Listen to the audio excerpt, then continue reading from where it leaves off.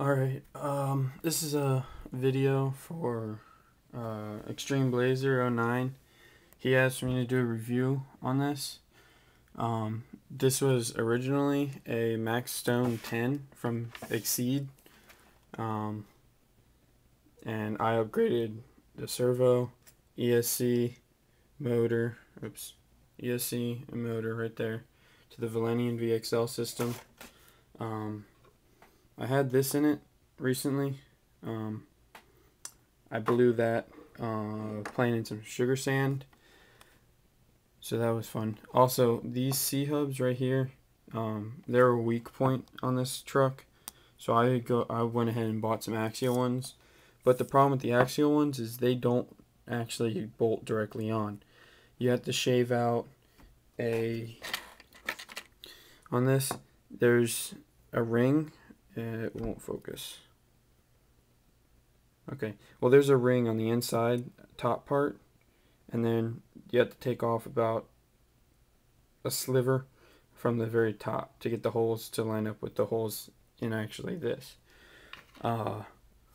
Also, these drive shafts, as you can see right here,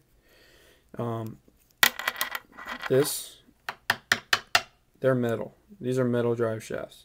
The only problem with these is that how they match up is your weak point. I broke this on brushless with 3cell LiPo. So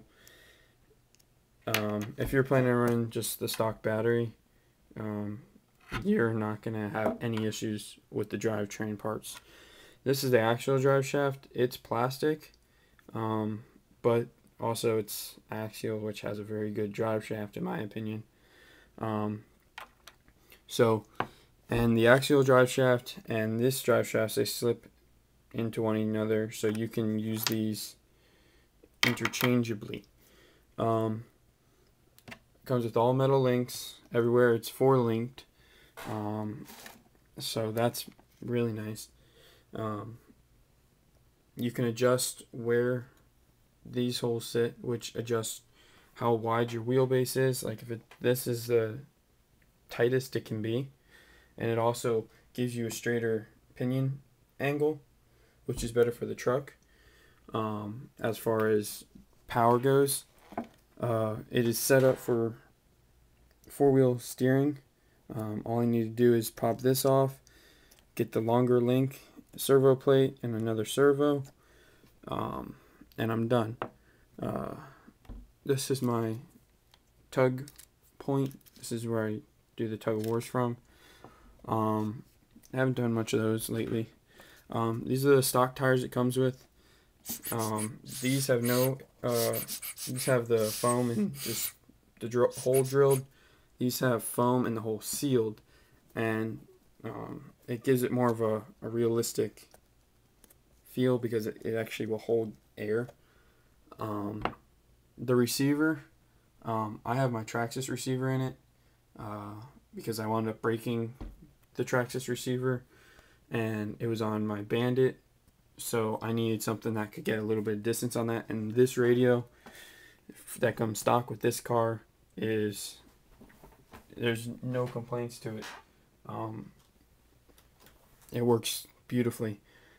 There's quite a bit of body torque when you hit the gas. It'll probably do this a lot, and the tighter the bind, the more it'll stress it. I've had it to where it was like just knocked over and just held there. So that's an issue. So what I did is I left the stock soft springs in the front, and then just put the spacers it comes with, one of the big ones and one of the smaller ones, on the right side of on the left side of the car. And then I did the same on the back here with the hard springs. So these are the stiff springs that it come with. So that's nice. It gives you springs and everything. Here's the stock servo it comes with. I don't have any complaints about it other than it's a stock servo. I put in this servo And to compare, they're about the same. Maybe this one has a little bit more to give than the Traxxas one, but this one's waterproof. And I actually stripped the gears on that. You can kind of hear it. So I stripped the gears out of this, so I got to replace that with this because I don't have anything else. They are full bead locks. Awesome, in my opinion. It's got great articulation. I mean, look at it. It's huge. And that's keeping 3 wheels. I've had it to where I've pushed it to here. Crawling a wall, I put 1 wheel on its side. And I mean, it'll go. It'll do what you want it to do. All you have to do is set the suspension up right. I was trying something new. I put it to full droop, no shocks, or no springs, and it actually handled very, very well, except the body roll was more exaggerated. It was so much worse.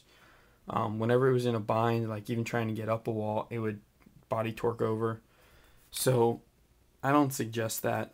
A lot of people you see doing it, they're taking a chance. Also, these drive shafts, one issue you will have is those holes are huge compared to the axial ones, which are really small. So if you're planning to do just a straight swap like I was, I didn't realize that they were 2 different sizes. So that's what happened to me. If you're gonna be looking for some serious crawling, is the diffs in here, they are plastic lockers. So you will strip them out like none other. I've stripped 2 of them, and I didn't even bother buying the replacements for it. I went straight and got the axial differential and the axial diff locker. The diff case and diff locker from Axial. It was expensive because it is heavy duty and it is metal, but I haven't failed. These don't fail. The only problem is the axle shafts, which run inside here, they don't fit. I took mine to an angle grinder, or to just a grinder, and trimmed it down enough so that it would slide in, and that worked fine. So I haven't had any other issues other than that with as far as the drive shaft or the axles go. My friends, on the other hand, who bought the same car, had issues with the actual shafts on the inside of the axle running from the differential diff case to the actual tire themselves. They had issues with that breaking. I don't know if that's just a fluke, but 2 of them out of the 3 of us who bought these trucks had an issue. I did not. I got lucky. I guess I had a Wednesday truck. But if you're planning on doing the axle diff upgrade, definitely just get the axle shafts. It'll save you a lot in the long run.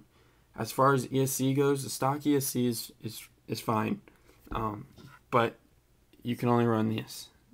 You can run a 6-cell, but you can't run a LiPo because it doesn't have a low voltage cutoff. If you have an external low voltage cutoff, then you have no issues. Go for it. More fun. What else? I think that's pretty. Oh yeah, the body. Is that a good view? Yeah, it is. Okay. So I'm running the Jeep Rubicon body. It's the Pro line. Did the custom paint gray. I painted the inside gray, and then the outside for a more realistic look.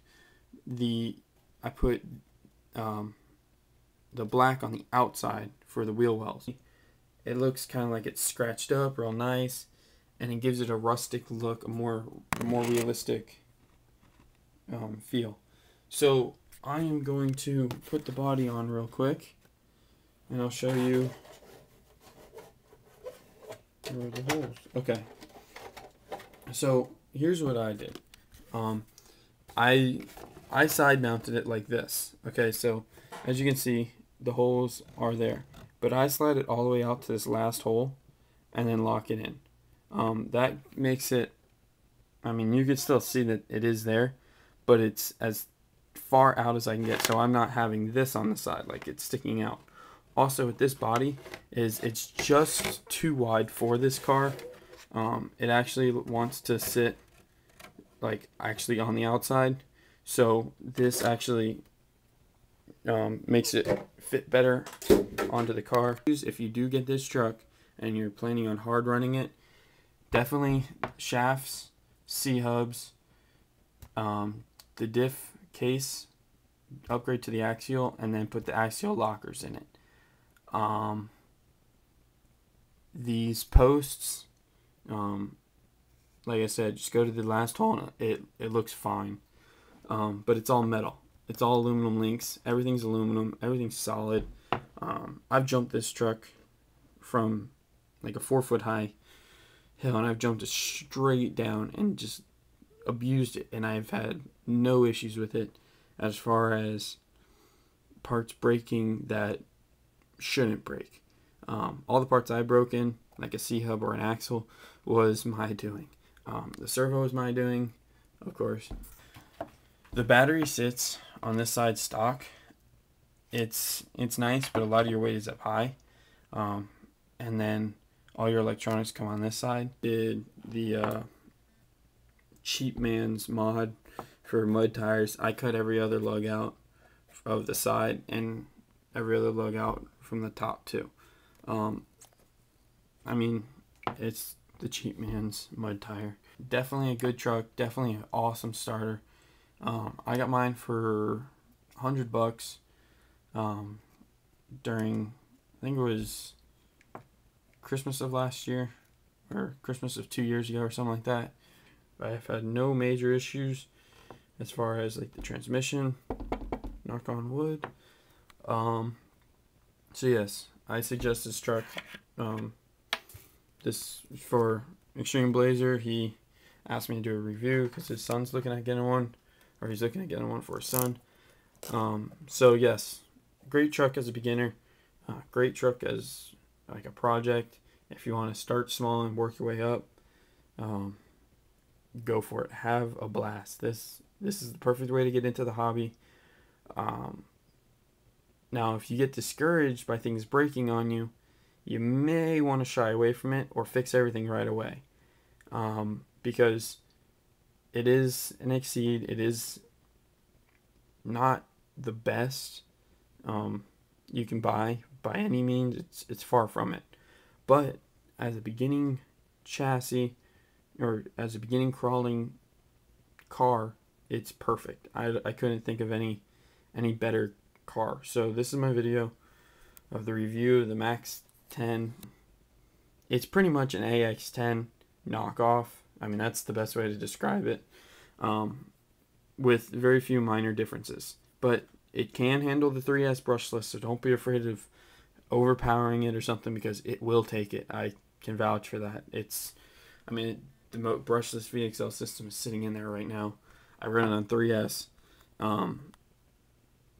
I love it. It's awesome. It's a little crazy fast because I didn't change any of the gearing, but I'm not going to, because I want it to just abuse and just have a blast with it.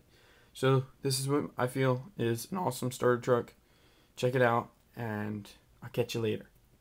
Deuces. I had a little pin in my backyard. I know there's a video up on it. You can just see it. I mean, and that was before I cut the tires. The thing loves to crawl. I mean, it'll stand up on its side. It'll do everything. It's awesome. So yes, I'm going to stop blabbering, and that's my review. Any questions, post them up. Ask me, PM me, something, and let me know what you think. Bye.